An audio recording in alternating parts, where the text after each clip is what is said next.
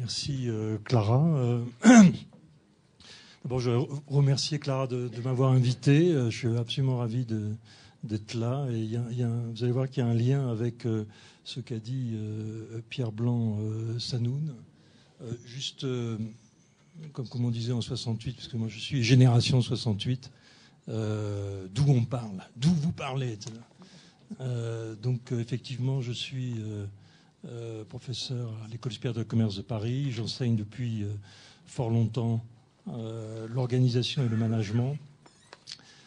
J'ai commencé comme consultant dans les entreprises, les grandes entreprises publiques et privées, notamment dans les grands cabinets américains. Et puis ensuite, j'ai dérivé dans l'enseignement et j'ai toujours deux pieds. Disons mon pied principal étant quand même le pied de l'enseignement. Et j'enseigne dans un master recherche. Ça peut vous intéresser. Qui s'occupe de la gestion et dynamique des organisations, et puis également un master qui est MOP. MOP, c'est un peu embêtant parce qu'en anglais ça veut dire serpillière, mais ça s'appelle Management des organisations publiques et des politiques publiques. Et j'ai un séminaire sur l'implémentation des politiques publiques, c'est-à-dire comment passer de l'intention à l'action, ce qui est un énorme problème en France. Alors Clara disait qu'il y avait un lien avec ce matin. Oui, et vous allez voir, je vais faire une... C'est pas une autocritique, hein, je prends pas en charge toutes les misères du mot managérial, etc. Je ne les supporte pas, supporter au sens anglais du terme, mais... je dois dire que ce que j'ai goûté ce matin va être tout à fait en résonance avec ce que je vais vous dire. Juste une petite histoire qui est dans le livre d'ailleurs, pour montrer quand même à quoi servent les théories des organisations. C'est une histoire que j'ai empruntée à un mathématicien qui s'appelle Bertrand Russell et qui raconte l'histoire suivante, certains d'entre vous la connaissent d'ailleurs, mais elle est superbe. Pour les étudiants en organisation.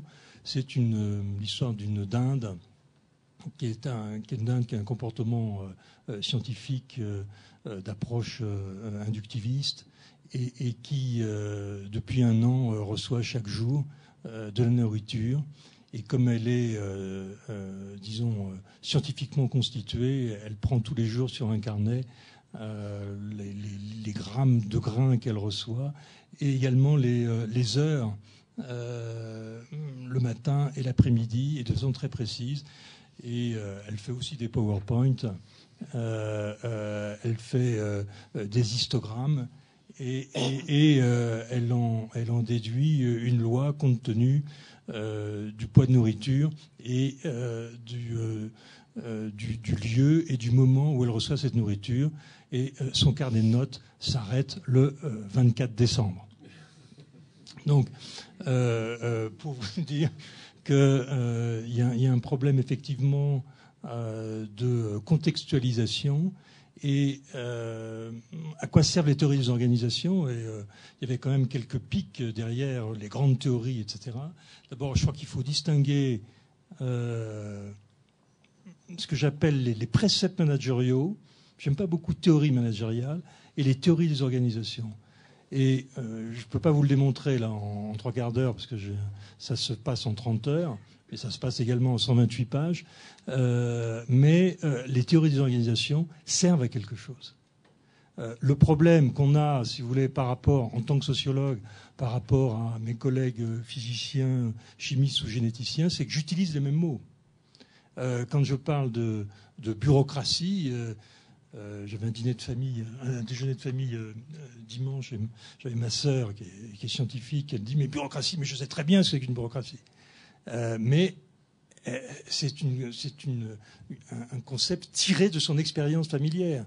Si je lui parle de Max Weber et de l'idéal type, qu'est-ce qu'une bureaucratie selon Max Weber, là on est sur des concepts qui sont éloignés d'expérience.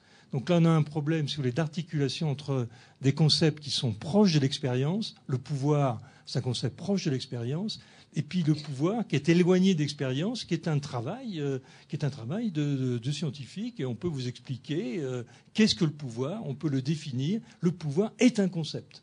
Donc là, il y a vraiment quelque chose là d'intéressant, de dialectique entre ces deux visions, l'expérience et puis la fabrication d'un concept. Et ce que je voudrais faire maintenant, c'est effectivement partir de l'apprentissage, qui est un concept qui a été travaillé notamment par quelqu'un d'important, un anthropologue que j'aime beaucoup, qui s'appelle Gregory Bateson, qui est un de ceux qui ont le plus théorisé l'apprentissage.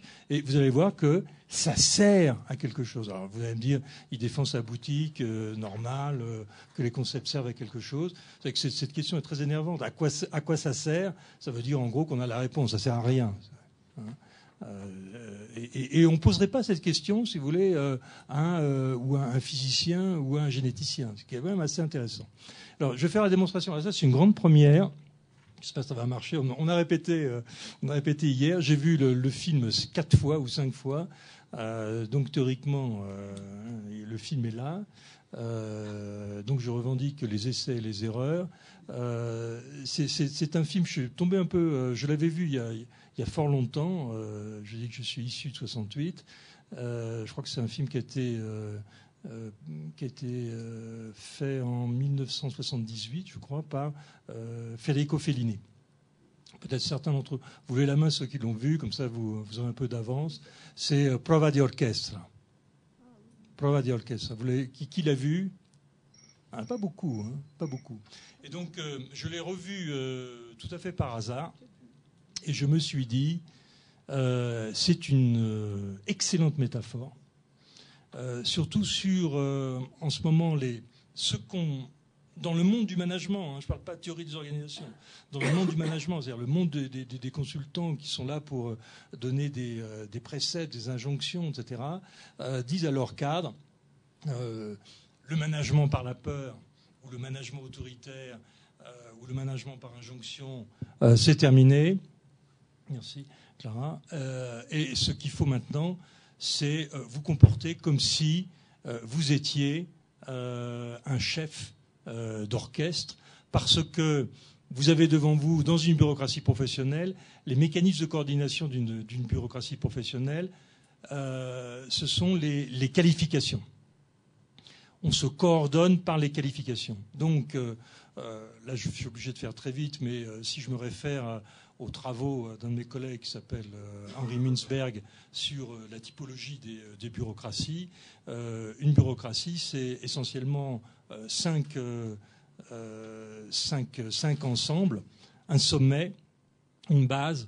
Le sommet et la base est raccordé par la hiérarchie. Et à côté, il y a des productions de normes, des productions de procédures, ce qu'on appelle la technocratie.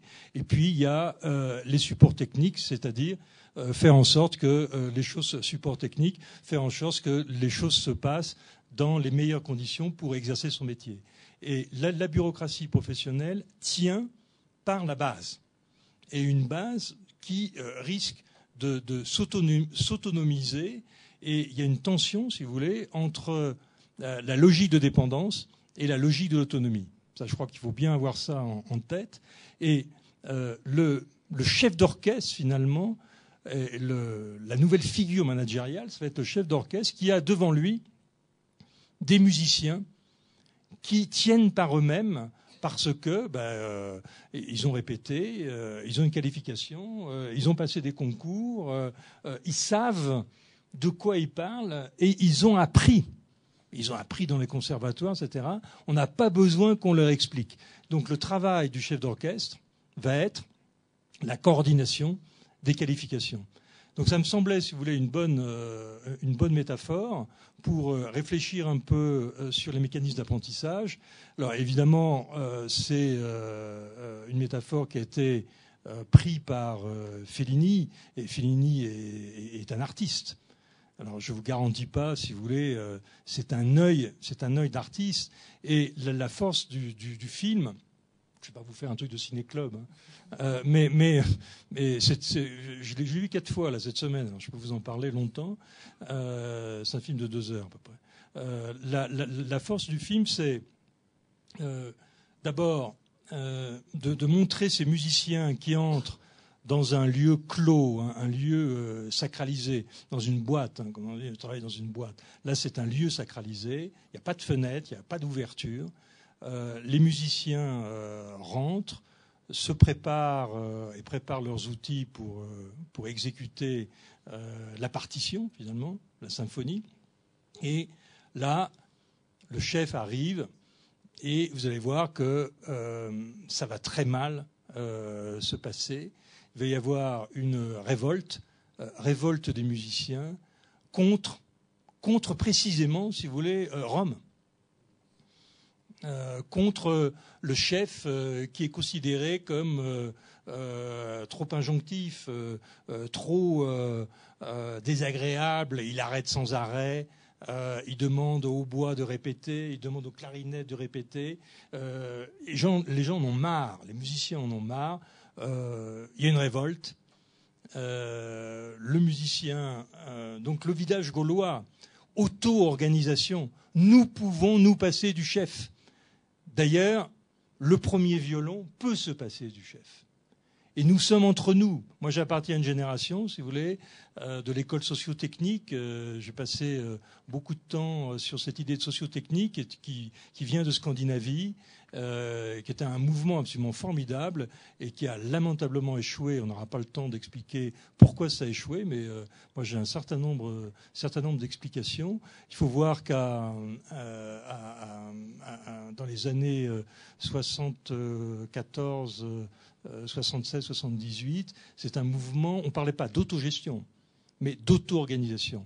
Dans le film de Fellini, c'est assez prémonitoire, le chef d'orchestre est viré, il y en a marre, on amène un espèce d'énorme métronome pour caractériser ce qu'on ne veut plus avoir, et les musiciens se débrouillent entre eux sans chef. Évidemment, on est dans l'art, les murs se craquellent, tout s'écroule. Et le musicien, le chef d'orchestre, arrive à récupérer d'une certaine façon la situation en les faisant jouer. Et je tais la fin, qui est une fin très ambiguë. Alors on a parlé d'une fable sur mai 68. On a parlé également, vous allez voir que le chef est allemand, son italien n'est pas terrible.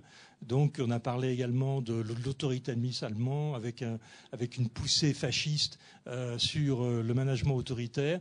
Je pense que c'est beaucoup plus compliqué que ça, parce qu'il y a une autre dimension qui me semble importante et qu'on retrouve également dans le management. C'est la tension, si vous voulez, entre le moi et le nous. Et arrive là le mal absolu, qui est la télévision, qui rentre dans le temps de la répétition et qui focalise chaque musicien et lui demande à chaque musicien, c'est là où on va démarrer, chaque musicien, on lui demande de parler de son instrument.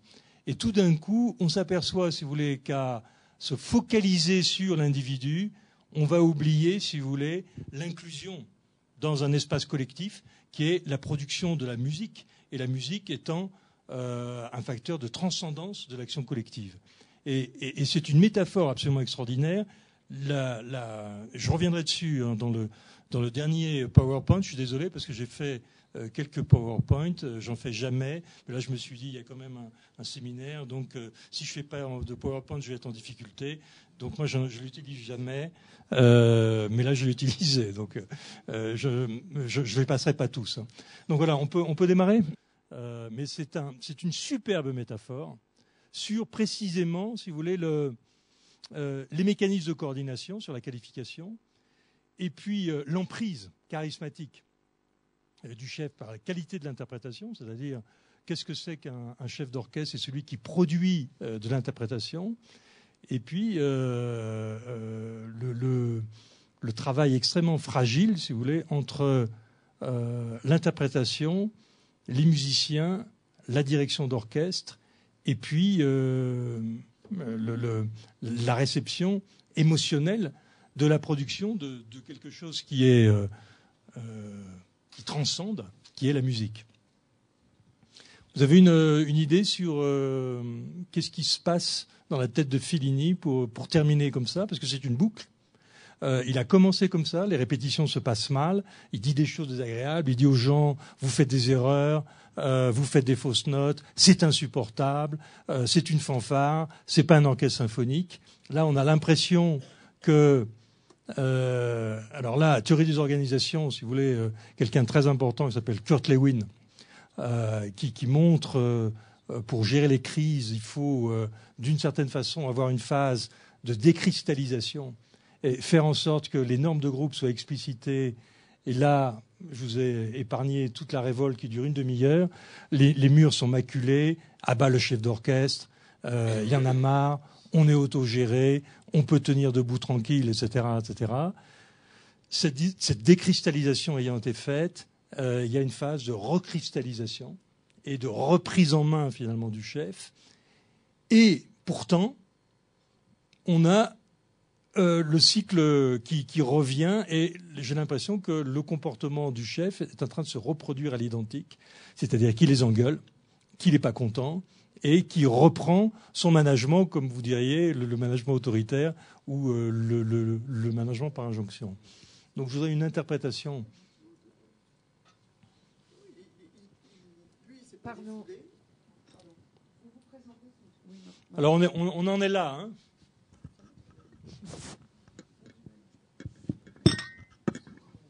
Oui, enfin, je sais pas, c'est assez, ça me paraît assez simple. C'est que le Martine Oriot, je suis directrice d'hôpital. Comment le chef d'orchestre, c'est tout simple. Il est dans son fonctionnement sur un mode autoritaire, sur ça. Les autres se sont tous défoulés, ont évolué dans leur façon de faire. Ils sont passés, ils ont fait leur mai 68 précisément. Et lui, une fois qu'il a repris le dessus sur le groupe, ben, il repart comme avant.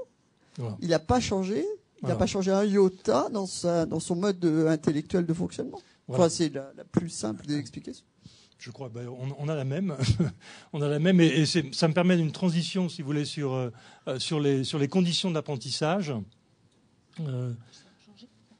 Oui. On peut changer. Alors. Là, c'est simplement pour dire que dans une organisation, il y a une tension, si vous voulez, en permanence entre la fabrication de toujours la même chose et toujours de mieux en mieux la même chose, ce qu'on appelle des logiques de production. Et les routines, contrairement à ce qu'on pense, les routines ne sont pas... là, c'est un concept, si vous voulez. C'est pas la routine au sens expérience familière, c'est travailler sur les routines et faire de mieux en mieux la même chose. Donc logique de répétition et puis logique d'exploration où là on est dans l'inconnu et là il y a un travail d'essai et d'erreur qui est possible et qui va être extrêmement douloureux. Alors juste un mot sur les routines. Vous voyez que dans les travaux, là je pense à un de mes collègues économistes qui s'appelle Richard Nelson. Nelson parle de les routines comme gènes des organisations, les gènes, c'est-à-dire qui sont là. Et on parlait de résistance au changement ce matin, si vous voulez, mais cette résistance au changement, il ne faut pas la voir uniquement, là c'est mon côté sociologue, si vous voulez, pas uniquement au niveau individuel, mais au niveau collectif. Et ces routines sont engrammées dans les organisations. Quand ce matin on disait on a toujours fait ça comme ça, etc. Mais parce que derrière, il y a ces routines. Et ces routines ont un sens, elles ont été sélectionnées, elles sont reproductibles sans délibération, c'est-à-dire que vous n'avez pas à vous casser la tête, vous ne refaites pas la roue tous les jours, et au contraire, vous faites de mieux en mieux la même chose, et vous n'êtes pas dans une logique, si vous voulez, de hasard. Vous êtes dans une logique de reproduction avec une prédiction possible, une prévisibilité et une stabilité, dans un contexte qui est un contexte stabilisé.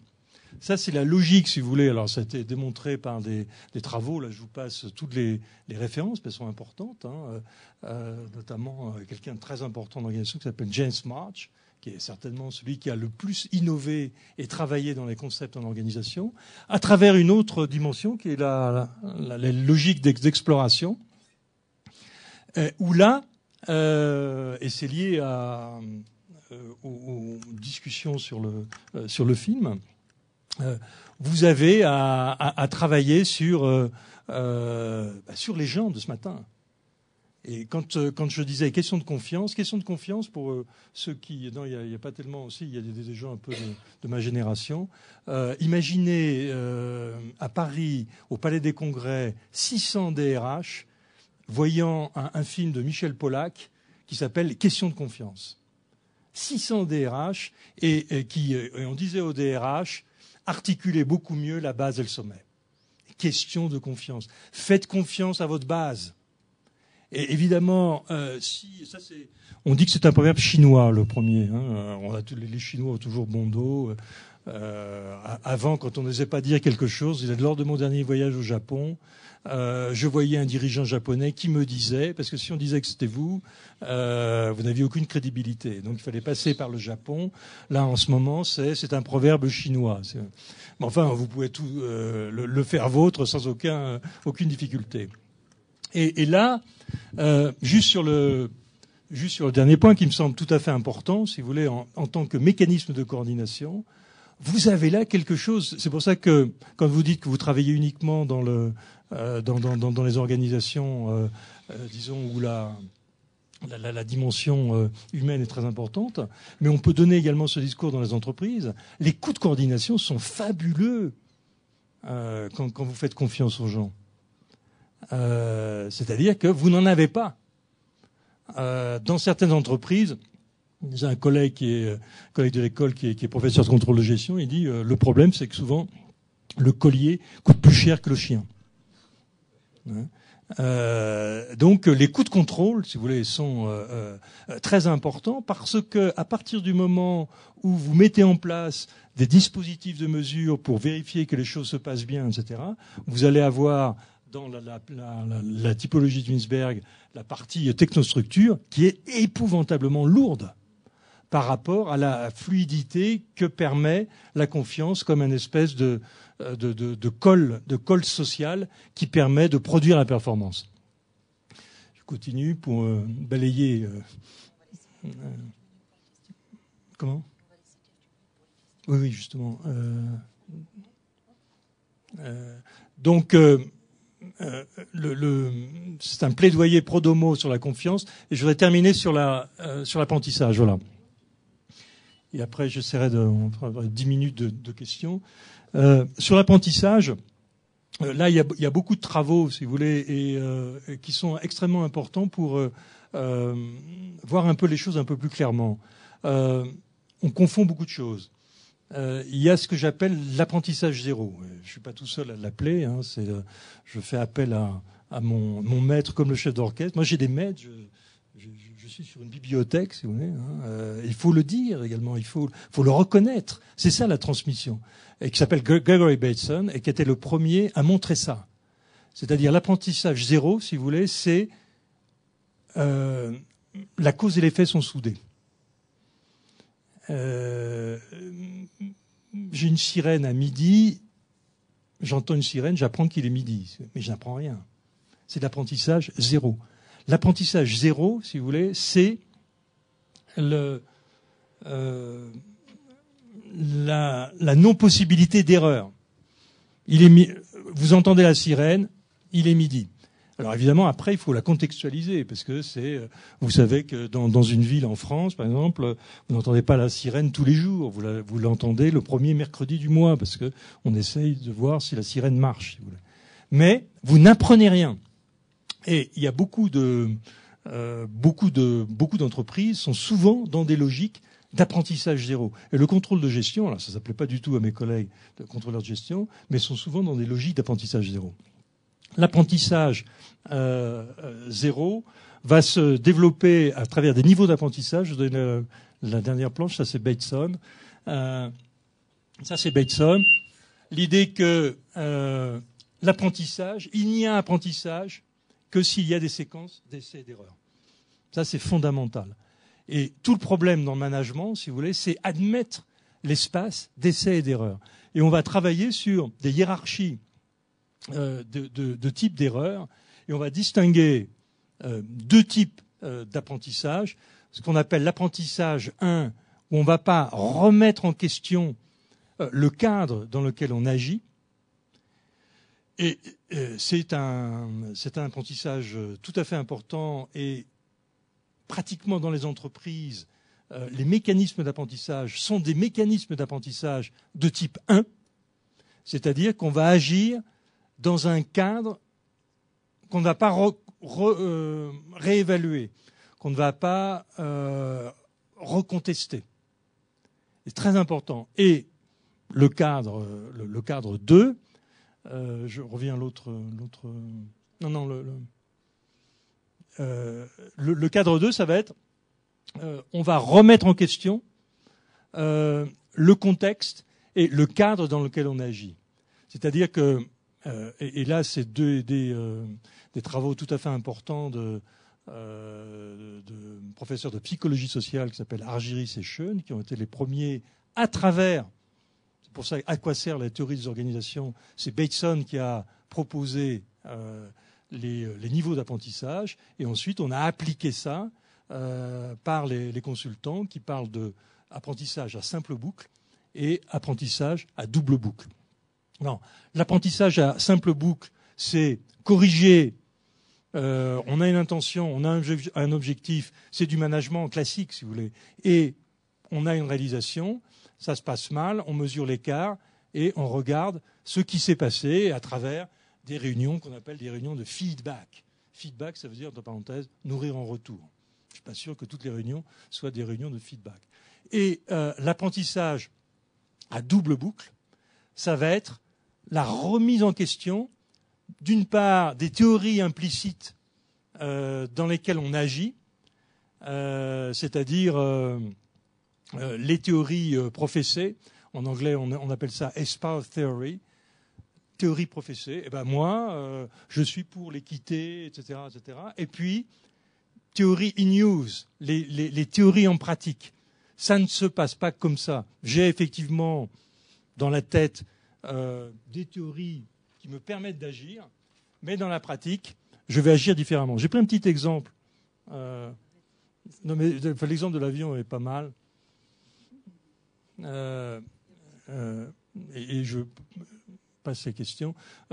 Regardez ça, c'est le problème d'équité. Et vous dites, principe de Pareto, s'il ne me dérange pas, il ne me dérange pas, pas de problème, ça ne me regarde pas. Et voilà l'exercice. Vous êtes dans l'avion, à votre droite, vous avez une femme, à sa droite, un homme vêtu, etc. Vous lisez.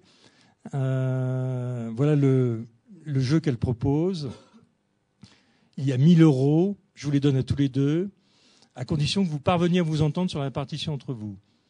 Je vous demande de suivre les règles suivantes. Le monsieur à ma droite décide la répartition. Vous ne pouvez pas négocier, vous refusez, vous acceptez. Si vous acceptez, vous partagez, etc. Et celui qui a l'initiative propose la répartition 990-10. Quand je pose la question aux étudiants, si vous voulez, à votre avis, qu'est-ce qu'ils disent? Est-ce que vous acceptez?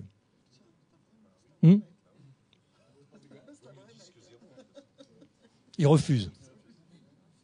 Ils refusent tous. Donc c'est très intéressant parce que, alors, là, c'est le principe de Pareto, si vous voulez. Moi, j'ai rien demandé, je suis dans l'avion, il me tombe 10 €. J'ai rien demandé. Ce type, je ne le connais pas, ça aucun problème. Et les étudiants refusent. Alors, je ne sais pas. Donc, c'est simplement pour le cadre mental, ça suppose, si vous voulez, remettre en question son cadre mental. Et là, on est dans une hypothèse, si vous voulez, de rationalité forte qui doit être réexaminée à travers un nouveau cadre. Et l'apprentissage 2, ce qu'on appelle à boucle, seconde boucle, est extraordinairement difficile à entreprendre parce que qui va s'attaquer à remettre en question des hypothèses qui sont des hypothèses implicites. J'étais un peu long, j'ai pas tout essai-erreur. Le film a pris un peu trop de temps. Je suis désolé, mais je pense que c'est une bonne introduction sur ce que c'est qu'à l'heure actuelle, si vous voulez, les nouveaux modèles managériaux.